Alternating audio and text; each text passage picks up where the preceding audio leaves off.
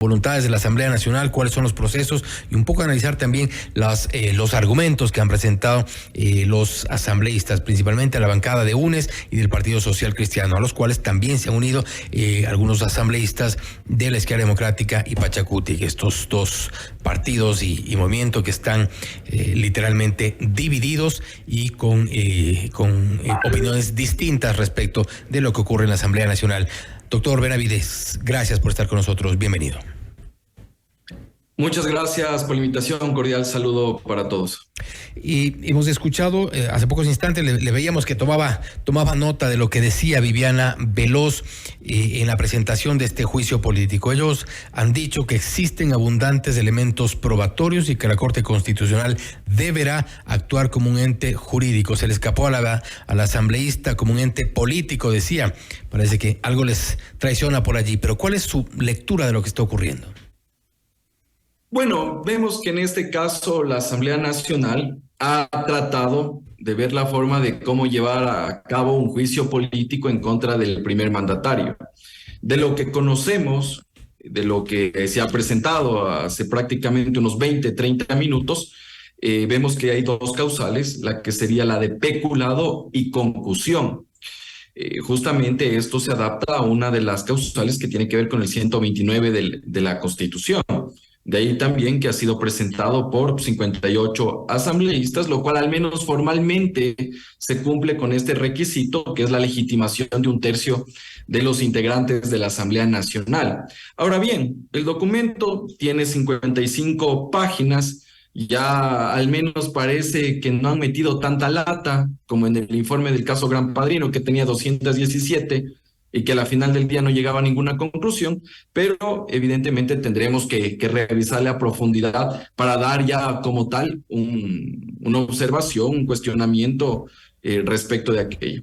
Ahora, lo que viene en este sentido, estimado Fausto, es que una vez que ya se ha presentado la solicitud, el presidente de la Asamblea Nacional, en el término de 3 días, en el plazo de 3 días, deberá poner en conocimiento del Consejo de Administración Legislativa para que califique como tal este juicio político y posteriormente esto será enviado a la Corte Constitucional para que emite el auto de admisibilidad correspondiente si es que cumpliera con los requisitos constitucionales. Y ahí viene la duda, doctor Benavides. ¿Cuál es en sí la función de la Corte Constitucional?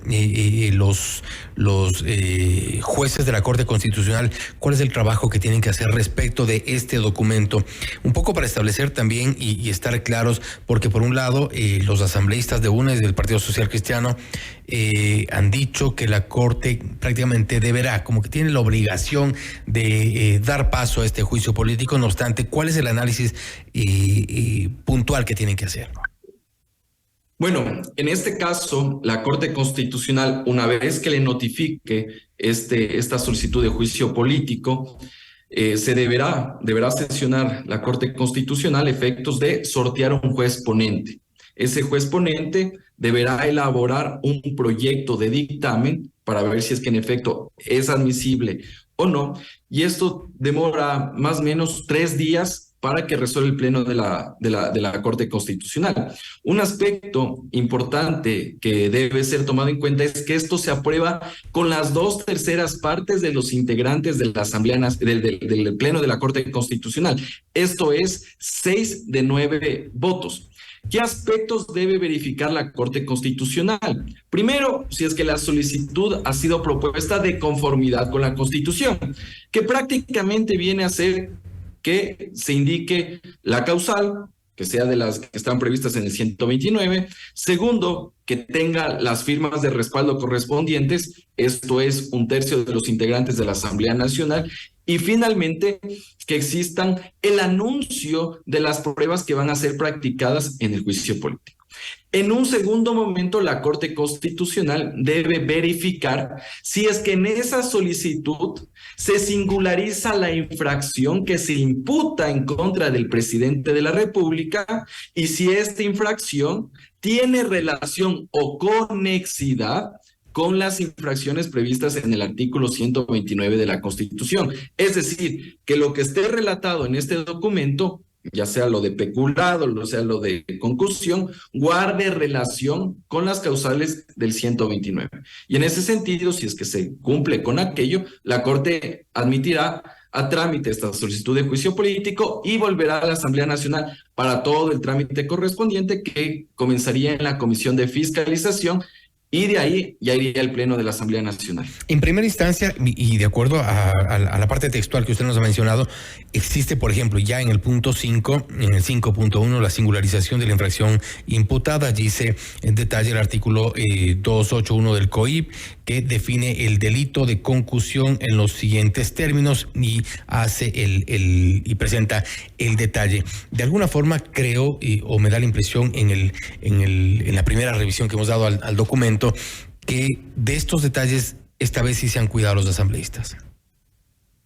Sí, justamente de lo que estamos revisando, hace pocos minutos también imprimí en mi oficina el documento y claramente vemos que está singularizada la infracción. Hablan del artículo 281 del COIP que tiene que ver con el delito de concusión. En el punto 5.1.2 ya hablan incluso de quién sería el sujeto, la acción, la conexión que tendría y evidentemente la relación circunstanciada de los hechos. Pero de una breve lectura, antes de venir a esta entrevista, todavía yo no logro determinar cuál es la conexión del presidente de la República con estos casos, porque aquí lo único que veo es que se hace alusión al señor Luque, el señor Centenaro, entre otros funcionarios públicos, y dicen que con el nombramiento prácticamente sería esa conexidad, esa relación para ya estar hablando de un delito de peculado o de concusión. Parecería que los asambleístas ya no hablan de la comisión por omisión,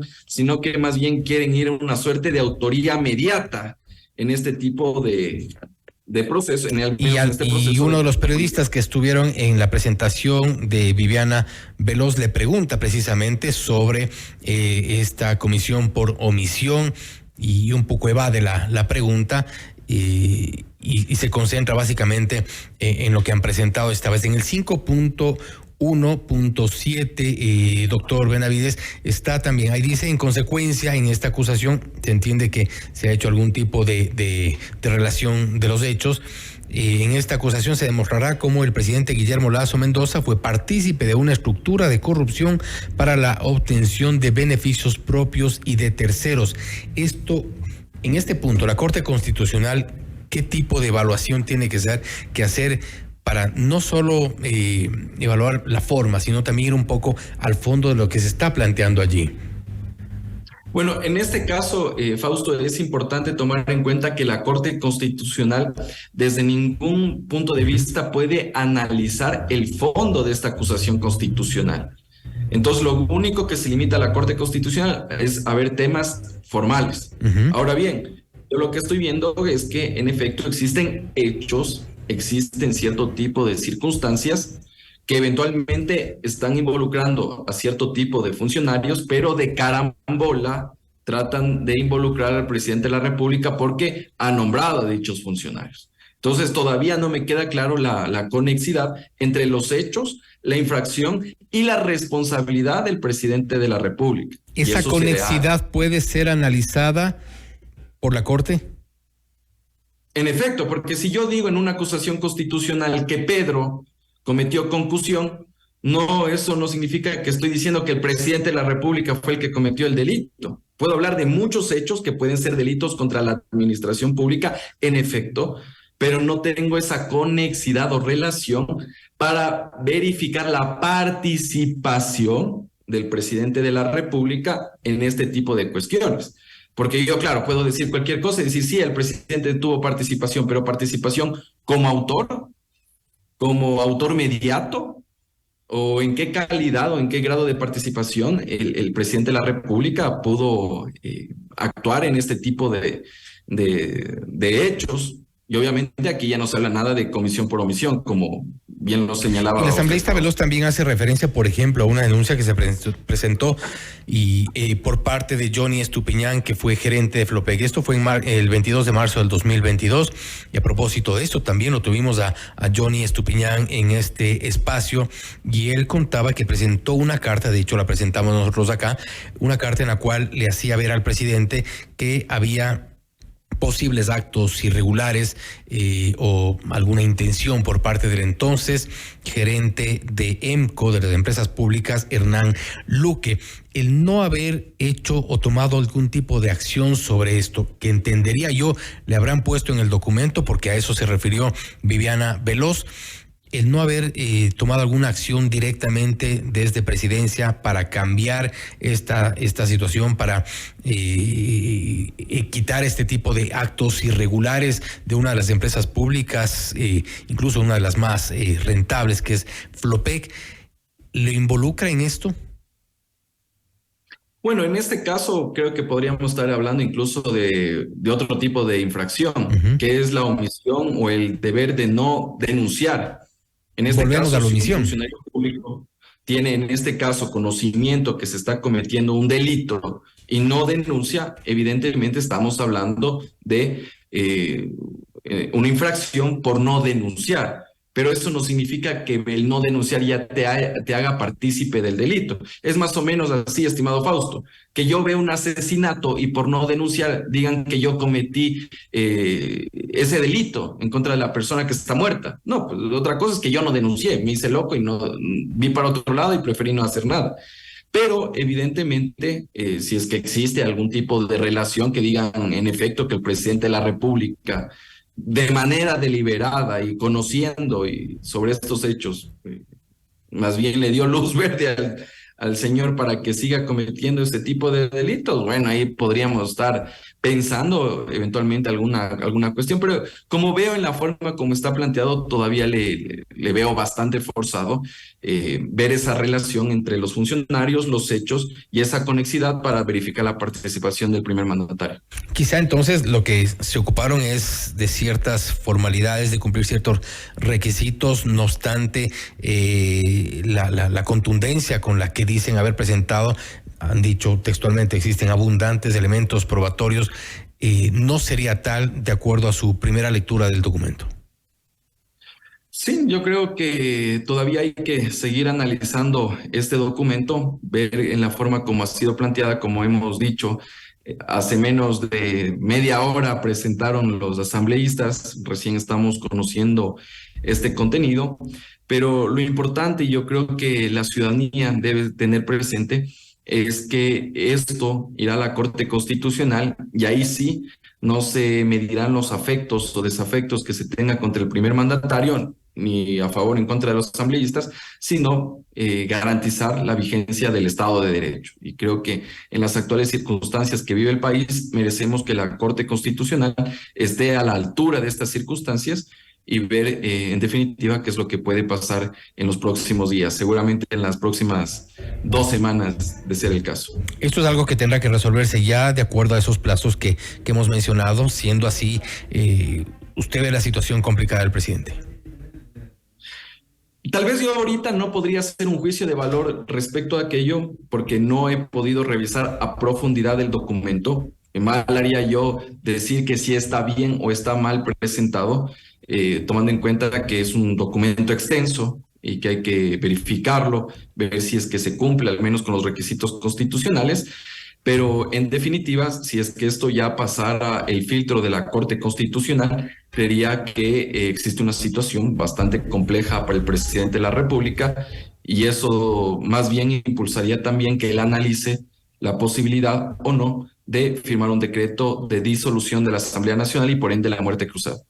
Parece que la situación se complica en ambas vías. Doctor Benavides, antes de cerrar, quisiera invitarlo y a nuestros oyentes, por supuesto, a escuchar las declaraciones recientes del jefe de la bancada de Creo, Juan Fernando Flores, reaccionando a esta presentación del juicio político. Escuchemos y lo comentamos enseguida. Bueno, tras 60 días de show político, el día de hoy se ha configurado formalmente la presentación del juicio político por parte de algunos legisladores del correísmo, del Partido Social Cristiano y disidentes de Izquierda Democrática y Pachacuti.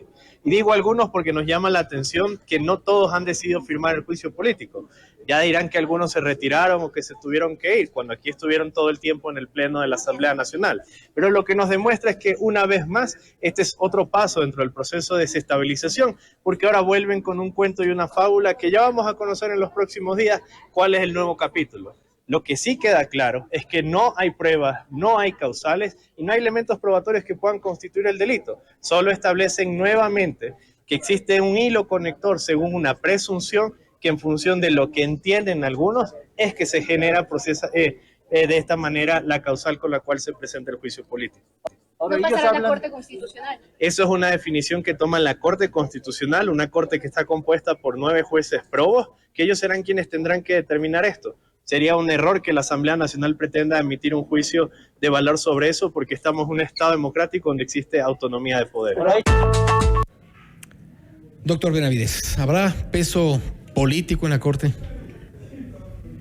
Bueno, al menos el único resquicio de institucionalidad que existe en nuestro país es la Corte Constitucional. Y evidentemente tendrá que actuar conforme lo dispone la Constitución y la ley. Y si es que esta solicitud de juicio político no cumple con los requisitos constitucionales, debe ser inadmitida. Y si es que cumple con los requisitos constitucionales, debe ser admitida. Entonces, más bien yo creo que la Corte Constitucional, debido a esa independencia, a esa imparcialidad que le ha caracterizado, yo creo que va a resolver en derecho y no bajo cálculos políticos que no le hacen bien al país en estos momentos. Con este escenario, igual creo que son horas decisivas las que le quedan a nuestro país. Doctor Benavides, gracias nuevamente por haber estado con nosotros. Muchas gracias por la invitación, estimado Fausto. Un cordial saludo para todos. Gracias, una buena noche también. Ha sido el abogado Andrei Benavides, abogado constitucionalista, hablando sobre este pedido de juicio político en contra del presidente de la República, Guillermo Lasso, que ha sido presentado hace pocos minutos por parte de la asambleísta Viviana Veloz. Ellos han dicho que existen abundantes elementos probatorios, no obstante hemos escuchado hace pocos instantes también la reacción del jefe de la bancada de Creo, Juan Fernando Flores, que ha dicho que no existen los elementos probatorios. La pelota en este momento está ya, estaría posteriormente en 72 horas aproximadamente, podría llegar ya a la Corte Constitucional. Allí la decisión será determinante para saber qué es lo que ocurre políticamente en nuestro país. Esto es Notimundo Estelar, siempre bien informados.